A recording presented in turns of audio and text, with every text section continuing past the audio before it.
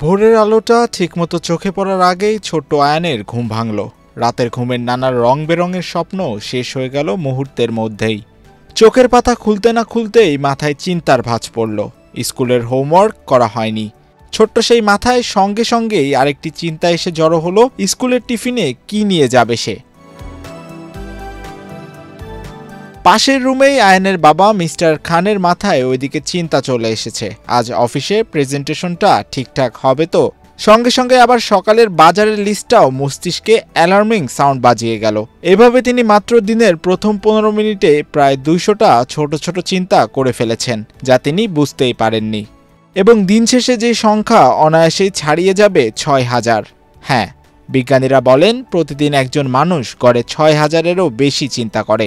Extreme মশার coil plant fibre দিয়ে তৈরি, তাই সহজে ভাঙে না, সুগন্ধিযুক্ত ও নিরবিচ্ছিন্নভাবে জ্বলে। ডেঙ্গু, চিকুনগুনিয়া বাহি সহ যে কোনো মশার বিরুদ্ধে দেয় এক্সট্রিম সুরক্ষা। তবে চিন্তাগুলো আসে আবার নানাভাবে, নানা আকারে। কিছু চিন্তা থাকে খুব হালকা, আবার কিছু চিন্তা এত ভারী হয় যে তা মানুষের মনে পাথরের মতো চেপে বসে। সকালে বাসা থেকে বের হয়ে আবার বাসায় ফিরে আসা পর্যন্ত মানুষ চিন্তার স্বপ্নে বিভোর হয়ে থাকে। এই যেমন আপনি অফিসে পৌঁছে কাজ শুরু করলেন, কিন্তু মনের ভেতর চলতে থাকে অবিরাম চিন্তার স্রোত। কাজ ঠিকঠাক হচ্ছে তো? অফিস শেষে কি করা যায়? বাসায় কখন পৌঁছাবো? আর ঠিক সেই সময়ে মস্তিষ্ক বুঝতে পারে চিন্তাগুলো আসলে তার শত্রু না, বরং নিজেরই প্রতিচ্ছবি। কিন্তু বিজ্ঞানীরা বলেন আমরা চাইলে চিন্তাগুলোর দিক ঘুরিয়ে দিতে পারি।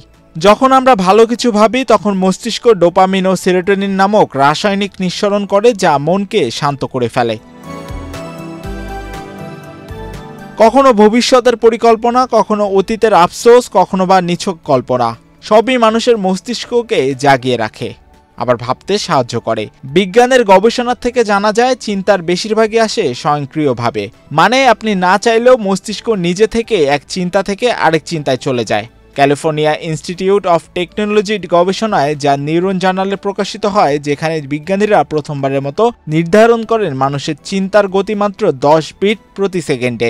কানাডার ওয়েস্টার্ন ইউনিভার্সিটি এক গবেষণায় দেখা গেছে মানুষের প্রতিটি চিন্তার গড় স্থায়িত্ব মাত্র 14 সেকেন্ড। এরপরেই আসে নতুন আরেক ভাবনা। আর আশ্চর্যের বিষয় হলো এই 6000 চিন্তার মধ্যেই প্রায় 80% নাকি আগের দিনের পুনরাবৃত্তি। মানে আমরা নতুন কিছু ভাবার চেয়ে পুরনো চিন্তা বারবার ভেবে থাকি, যা আমাদেরকে এক ধরনের মানসিক অবসাদে ভুগিয়ে থাকে। মনোবিজ্ঞানীরা বলেন এটাই মানুষের মানসিক চাপের অন্যতম কারণ। আমরা যত বেশি একই নেতিবাচক চিন্তা করি, ততই তা আমাদের মস্তিষ্কে গেঁথে যায় স্থায়ী দাগের মতো। ব্রেন সায়েন্স বলে চিন্তা মানেই বিদ্যুৎ। প্রতিটি ভাবনা আসলে ছোট্ট এক ইলেকট্রিক সিগন্যাল, যা সেকেন্ডের ভগ্নাংশে এক নিউরন থেকে অন্য নিউরনে ছুটে যায়।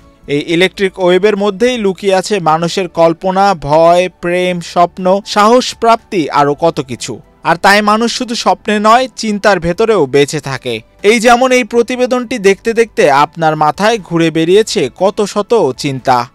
মাহিউজ্জামান, বাংলাদেশ প্রতিদিন।